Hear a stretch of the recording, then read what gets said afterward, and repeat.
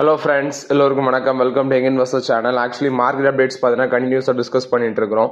So நீங்கள் நிறைய doubts கேட்குறீங்க. ஸோ ப்ளஸ் வந்து பார்த்தீங்கன்னா மோஸ்ட்லி எல்லாருக்குமே இந்த ஐடி செக்டாரில் எப்படி என்ட்ரி எடுக்கலாம், அதுவும் ஐடி செக்டார் லாங் டேர்முக்கு ஒர்த்தா, இப்போ ஷார்ட் டைமில் என்ன மாதிரி ப்ரெஷர் ஃபேஸ் ஆகும் அப்படிங்கிறது நிறைய பேரோட ஒரு கொஸ்டினாக இருக்குது. எனக்கும் அது கொஸ்டின் இருக்குது. ஸோ நான் சில ஆர்டிகல்ஸை ரீட் பண்ணும்போது இந்த ஏஐ டிஸ்ட்ரப்ஷன் ரீசன்ட்லி நடக்குது. நெக்ஸ்ட் இந்த மேக்ரோ ரிஸ்க், அது இல்லாமல் ஐடி செக்டாருக்கு பார்த்தீங்கன்னா பெருசாட்டு சில ஸ்டார்ட் அப் கம்பெனிஸே பெரிய பெரிய ஐடி கம்பெனிஸுக்கு கொஞ்சம் சேலஞ்சஸை கொடுக்குறாங்க. திடீர்னு பார்த்தீங்கன்னா இந்த ஆந்த்ரோபிக் அப்படின்னு சொல்லி ஒரு ஏஐ டூல் வருது, மொத்த ஐடி செக்டாரும் பொத்துன்னு விழுது.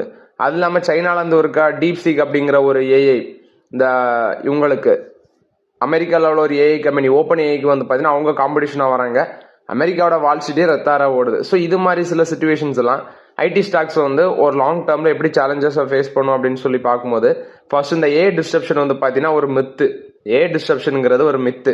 எப்படி கம்ப்யூட்டர் காலத்தில், அதாவது கம்ப்யூட்டர் புதுசாக கொண்டு வரும்போது ஐயோ நான் கம்ப்யூட்டர்லாம் வந்தாச்சு எல்லாத்துக்கும் வேலை போயிடும் அப்படின்னு சொல்லி ஒரு மித்து இருந்துச்சோ, ஆனால் கம்ப்யூட்டர் வந்ததுக்கு அப்புறம் தான் நிறைய பேருக்கு வேலை கிடைச்சு. இந்த ஏஐனாலையும் பார்த்தீங்கன்னா நிறைய பேர் வந்து அந்த ஏஐ யூஸ் பண்ணியும் காசு பண்ணலாம் அப்படிங்கிற சுச்சுவேஷனும் இருக்கு. ஸோ அதெல்லாமே கவனிக்கணும்.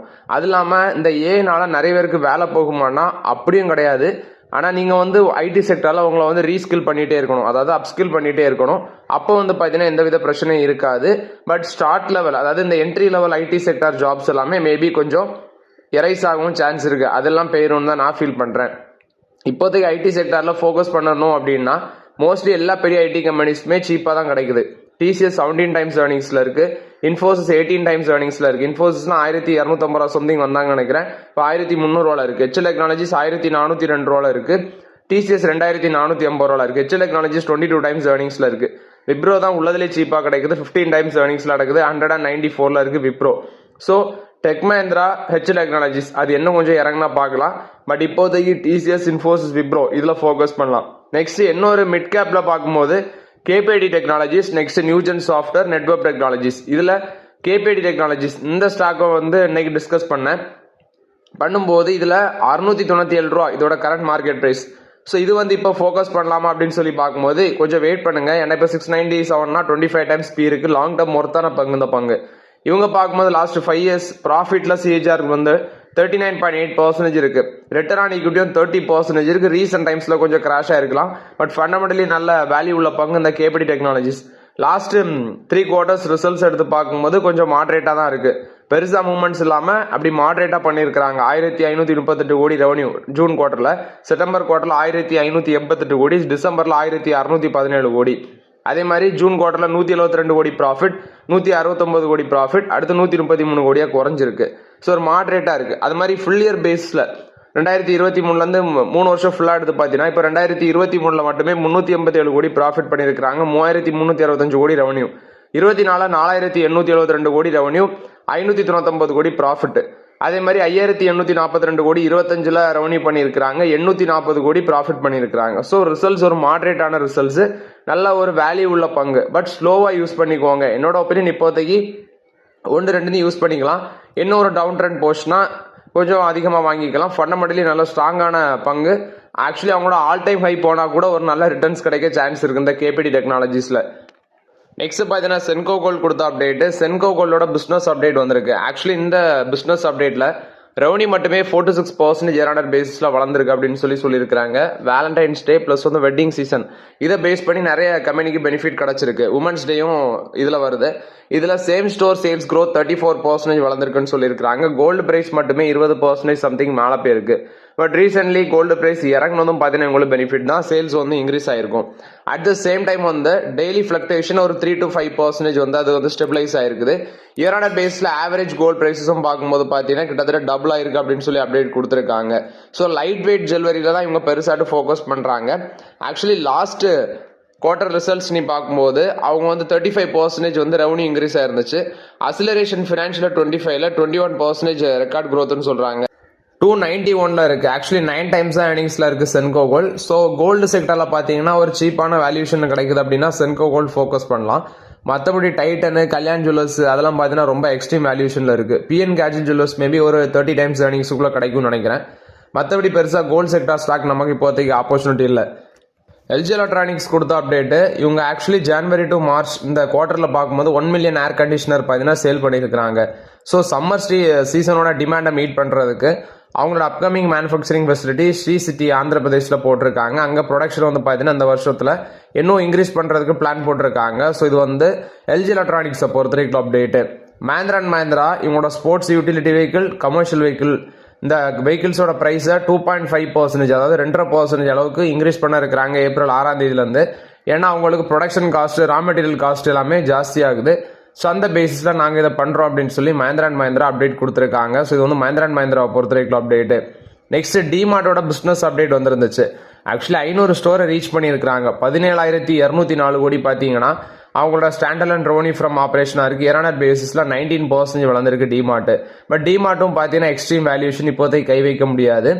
இதில் டிமார்ட்டோட போல்டு மூணி பார்க்கும்போது ரெக்கார்ட் எக்ஸ்பென்ஷன் 500 ஸ்டோரை ரீச் பண்ணியிருக்காங்க. பெருசாட்டு ஃபிசிக்கல் ரீட்டெயிலில் ஃபோக்கஸ் பண்ணுறாங்க. 85 ஸ்டோர் இந்த ஃபினான்ஷியல் 26 மட்டுமே ஓப்பன் பண்ண இருக்கிறாங்க. இன்னும் 58 ஸ்டோர் பார்த்தீங்கன்னா அந்த வருஷத்துக்குள்ளே ஓப்பன் பண்ணுவோன்னு அப்டேட் வந்திருக்கு. ஸோ இது வந்து டிமார்ட்டை பொறுத்த வரைக்கும் பிஸ்னஸ் அப்டேட்டு. நான் எகைன் சொல்கிறேன், ஃபண்டமெண்டலி நல்ல கம்பெனி, பட் வேல்யூஷன் எக்ஸ்ட்ரீமாக இருக்குது. கை வச்சிடாதீங்க, ரிஸ்காக போய் முடிஞ்சிடும். அது வந்து ட்ரெண்ட்லேயே நீங்கள் பார்த்துருப்பீங்க. ஃபண்டமெண்டலி நல்ல ஸ்டாக்கை எக்ஸ்ட்ரீம் வேல்யூஷனில் இருக்கும்போது போய் கை வச்சா என்ன நடக்கும் அப்படிங்கிறது ட்ரெண்ட்லேயே பார்த்தீங்கன்னா நம்ம படிச்சிருப்போம். நெக்ஸ்ட் பார்த்தீங்கன்னா இந்த யுஎஸ், ஈரான், இஸ்ரேல் சண்டை இது வந்து இன்னும் முடிஞ்ச பாடு இல்லை. ட்ரம்ப் என்ன சொல்கிறாரு, 48 மணிக்கூரில் வந்து பார்த்தீங்கன்னா ஸ்ட்ரைட் ஆஃப் ஹார்மஸ் ரூட்டை நீங்கள் வந்து துறக்கலை அப்படின்னா நாங்கள் உங்களுக்கு காலி பண்ணிடுவோம் அப்படின்னு சொல்லி மறுபடியும் பார்த்தீங்கன்னா இஸ்ரேல் இது ஈரான் மேலே யுஎஸ் வந்து அட்டாக் பண்ணியிருக்கிறாங்க. அதில் வந்து ஏதோ ஒரு ரிலேட்டட் போர் விமானம் பார்த்தீங்கன்னா ஈரானுக்குள்ளே போய் அட்டாக் பண்ணும்போது அதில் வந்து அந்த சுட்டு வீழ்த்தியிருக்காங்க. அப்போ அதுக்குள்ளே இருந்த 2 போர் விமானிகள் வந்து ஈரானில் விழுந்ததுனால ஒரு விமானி வந்து பார்த்தீங்கன்னா சக்ஸஸ்ஃபுல்லாக வந்து இஸ்ரேலோட ராணுவம் காப்பாற்றிருக்கிறாங்க. பட் ஒரு அமெரிக்கன் போர் விமானி பார்த்தீங்கன்னா ஈரான் கையில் மாட்டியிருக்கிறாங்க. ஸோ இது எப்படி போகுது அப்படின்னு சொல்லி தெரியல. ஆனால் அந்த விமானியை மீட்கிறதுக்கும் ஈரான் மேலே பார்த்தீங்கன்னா இவங்க அட்டாக் பண்ணியிருக்கிறாங்க. இஸ்ரேல் என்ன சொல்கிறாங்க அப்படின்னா அவங்களோட பெட்ரோல் பிளான்ட்ஸ் மேலே நாங்கள் அட்டாக் பண்ணுறதுக்கு அமெரிக்காவோட அனுமதிக்காண்டி வெயிட் பண்ணிட்டு இருக்கிறோம் அப்படின்னு சொல்லி அப்டேட் கொடுத்துருக்காங்க. நெக்ஸ்ட் இது போக சைட் ஆஃப் ஹார்மஸ் ரூட்டுக்கு பதிலாட்டு இன்னொரு ரூட் அது பக்கத்திலே ஓமன் வழியாட்டு வர்ற மாதிரி ஏதோ ஒரு ரூட் வந்து புதுசாக கிரியேட் பண்ணியிருக்கதாட்டும் அப்டேட் வந்திருக்குது. ஸோ அது வழியாட்டு 4 இந்தியா கப்பலும் பார்த்தீங்கன்னா அந்த வழியாட்டு வந்திருக்கதாட்டும் அப்டேட் இருக்குது. ஸோ சிச்சுவேஷன் பார்த்தீங்கன்னா ஒரு பக்கம் டேஞ்சராக தான் போயிட்டு இருக்கு. கிட்டத்தட்ட இந்த போர் பார்க்கும்போது 36 நாளாக கண்டினியூ ஆகிட்டு இருக்குது. இந்த யுஎஸ், இஸ்ரேல், ஈரான் வார் வந்து 36 நாளாக கண்டினியூ ஆகிட்டு இருக்குது. சண்டை நடந்துட்டு தான் இருக்குது. மண்டே மார்க்கெட் எப்படி இருக்கும் அப்படிங்கிறத பொறுத்திருந்து தான் பார்க்கணும். எனக்கு தெரிஞ்ச அதிகமாக நெகட்டிவ்ல ஓப்பன் ஆக தான் சான்ஸ் இருக்குது. நம்ம கவர்மெண்ட் என்ன பிளான் போடுறாங்க அப்படின்னா பெட்ரோகெமிக்கல் ரிலேட்டட் ப்ராடக்ட்ஸோட ப்ரொடக்ஷனை வந்து இன்னும் இன்க்ரீஸ் பண்ணணும். அது மாதிரி இந்த இண்டக்ஷன் குக்கர் அதோட ப்ரொடக்ஷனையும் பார்த்தீங்கன்னா டொமஸ்டிக்ல ப்ரொடக்ஷனை இன்க்ரீஸ் பண்ணுங்க அப்படின்னு சொல்லி அப்டேட் கொடுத்துருக்காங்க. Induction cookers, vessel heaters, petrochemical products இதோட ப்ரொடக்ஷனை இன்க்ரீஸ் பண்ணணும் அப்படின்னு சொல்லி கவர்மெண்ட்டும் பார்த்தீங்கன்னா ஒரு பக்கம் புஷ் பண்ணிட்டு இருக்காங்க. பட் ஆக்சுவலி இந்த சண்டை வந்து இப்போதைக்கு நிற்காது. ஏன்னா ஈரான்ட்ட அவங்க 48 மணி நேரம் கொடுத்த கெடுவும் அவங்க வந்து ரிஜெக்ட் பண்ணிட்டாங்க. ஈரான் 48 மணி நேரத்தில் அந்த ரூட்டை வந்து நீங்கள் ஓப்பன் பண்ணணும்னு அமெரிக்கா கொடுத்த கெடுவையும் பார்த்தீங்கன்னா அவங்க வந்து முடியாது அப்படின்னு சொல்லி ஈரான் சொல்லியிருக்கிறாங்க. ஸோ என்ன நடக்குது அப்படிங்கிறத வெயிட் பண்ணி பார்ப்போம். இந்திரபிரசா கேஸ் லிமிடெட் பிபிசிஎலோட சுபான்கர் சென்னை வந்து சேர்மனாட்டு ஏப்ரல் 1ஆம் தேதியிலேருந்து அப்பாயின்ட் பண்ணியிருக்காங்க. இந்திரபிரசா கேஸ் லிமிடெட்ல இவருக்கு ஆயில் அண்ட் கேஸ் செக்டர்ல 3 டிகேட்ஸ் ஆஃப் எக்ஸ்பீரியன்ஸ் பார்த்தீங்கன்னா இருக்குது இந்த சென்னுக்கு. ஸோ இது வந்து இந்திரபிரசா கேஸ் லிமிடெட பொறுத்த வரைக்கும் அப்டேட் 3 டிகேட்ஸ் ஆஃப் எக்ஸ்பீரியன்ஸ் குறிப்பாட்டு பிபிசிஎல், கெயில் இங்கெல்லாம் பார்த்தீங்கன்னா அவர் வந்து பெரிய ரோலில் ப்ளே பண்ணியிருக்காரு. ஸோ இப்போ வந்து இங்கே இந்திரபிரசா கேஸ் லிமிடெடோட அப்பாயின்மெண்ட்டுக்கு போர்டும் அப்ரூவல் கொடுத்துருக்காரு அப்டேட் கொடுத்துருக்காங்க. ஆயில் இந்தியா வந்து குரூட் ப்ரொடக்ஷனை ராஜஸ்தானில் இருக்கிற அந்த தார் டெசர்ட்ல வந்து ப்ரொடக்ஷனை இன்க்ரீஸ் பண்ணிருக்கதாட்ட அப்டேட் கொடுத்துருக்காங்க. கிட்டத்தட்ட லாஸ்ட் இயரை கம்பேர் பண்ணும்போது 70% ப்ரொடக்ஷன் அதிகப்படுத்துறாங்க. 705 பேரல்ஸ் பெர் டே அந்த ரேஞ்சில் பார்த்தீங்கன்னா ப்ரொடக்ஷன் பண்ணுறதாட்டு ஆயில் இந்தியா அப்டேட் கொடுத்துருக்காங்க. கோல் இந்தியா கோல் இந்தியா தான் பார்த்தீங்கன்னா நம்மளோட டொமஸ்டிக் ப்ரொடக்ஷன் 80% இந்தியா கான்ட்ரிபியூட் பண்ணுறாங்க. ஸோ வெஸ்ட் ஏஷியா கிரைசிஸ்னால கோல் இந்தியா என்ன பிளான் போடுறாங்கன்னா 25.62 மில்லியன் டன்ஸ் ஆஃப் கோலை வந்து ஏப்ரல் ஆக்ஷன்ஸில் வந்து பார்த்தீங்கன்னா மூவ் பண்ண இருக்கிறாங்க. ஸோ இந்த மாதத்தில் 25.62 மில்லியன் டன்ஸ் ஆஃப் கோலை வந்து இந்த மாதம் ஆன்லைன் ஆக்ஷனில் பார்த்தீங்கன்னா அவங்க விற்க இருக்கிறதாட்ட அப்டேட் கொடுத்துருக்காங்க. ஸோ இவங்க என்ன பண்ணுறாங்க அப்படின்னு சொல்லி பார்க்கும்போது கோல் இந்தியா வந்து 32.532 மில்லியன் டன்ஸ் ஆஃப் கோல் வந்து ஆக்ஷன் மூலமாட்டு பார்த்தீங்கன்னா மார்ச்சில் மூவ் பண்ணியிருக்காங்க. ஃபெப்ரவரியில் 20.5 மில்லியன் டன்ஸ் ஆஃப் அந்த கோலை வந்து ஃபெப்ரவரியில் மூவ் பண்ணியிருக்கிறாங்க. ஸோ இவங்களுக்கு பிளான்ட்னு பார்க்கும்போது சப்சிடரிஸே நிறைய இருக்குது. வெஸ்டர்ன் கோல் ஃபீல்ட்ஸு இவங்க வந்து 2 மில்லியன் டன்ஸ் ஆஃப் கோல் பண்ணுறாங்க. சவுத் ஈஸ்டர்ன் கோல் ஃபீல்ட்ஸ் கிட்டத்தட்ட 3 million tons, central coal fields, northern coal fields, Bharat coking coal, eastern coalfields, Mahanadi coalfields, north eastern coalfields இவங்க எல்லாமே பார்த்தீங்கன்னா ப்ரொடக்ஷன் பண்ணிட்டு இருக்காங்க. இது எல்லாமே இவங்களோட சப்சிடரி கம்பெனியா இருக்கு. அது போக நெய்பரிங் நேஷன்ஸ் பங்களாதேஷ், பூட்டான், நேபாள் இவங்களும் வந்து ஆன்லைன் கோல் ஆப்ஷன்ஸ் மூலமா டைரக்டாடி இவங்கள்ட்ட இருந்து பை பண்றாங்க. இந்தியாவில் வந்து மிடில் மேன், அதாவது இடைத்தரகர் இல்லாம பார்த்தீங்கன்னா டைரக்டாடி ஆன்லைன் ஆப்ஷன்ஸ் மூலம் மட்டும் பை பண்ணிட்டு இருக்காங்க. ஸோ இது கோல் இந்தியாவை பொறுத்த வரைக்கும் அப்டேட்.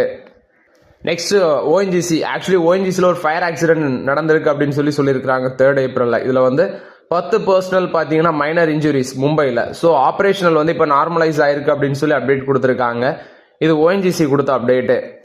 நெக்ஸ்ட் ஐஆர்சிடிசியில் வந்து அப்டேட். இதில் போர்டிங் பாயிண்ட் ரூல் பார்த்தீங்கன்னா மாறுது April 1 ஆக்சுவலி இப்போ நீங்கள் பர்சனர் வந்து ஒரு போர்டிங் ஸ்டேஷனில் வந்து போய் புக் பண்ணுறீங்க அப்படின்னா உங்களுக்கு அந்த போர்டிங் ஸ்டேஷனை மாற்றணும் அப்படிங்கிற பட்சத்தில் நீங்கள் வந்து அந்த ட்ரெயின் டிபார்ச்சர் ஆகிறதுக்கு முன்னாடி ஒரு 30 மினிட்ஸ்க்கு முன்னாடி வந்து பார்த்தீங்கன்னா போர்டிங் ஸ்டேஷன் வந்து மாடிஃபை பண்ணிக்கலாம் அப்படின்னு சொல்லி அப்டேட் கொடுத்துருக்காங்க. ஸோ இந்த நியூ ரூலை வந்து April 1 ஐஆர்சிடிசி சேஞ்ச் பண்ணியிருக்காங்க. ஸோ அதிகம் ட்ரெயினில் ட்ராவல் பண்ணுறவங்க செக் பண்ணி பார்த்துக்கோங்க.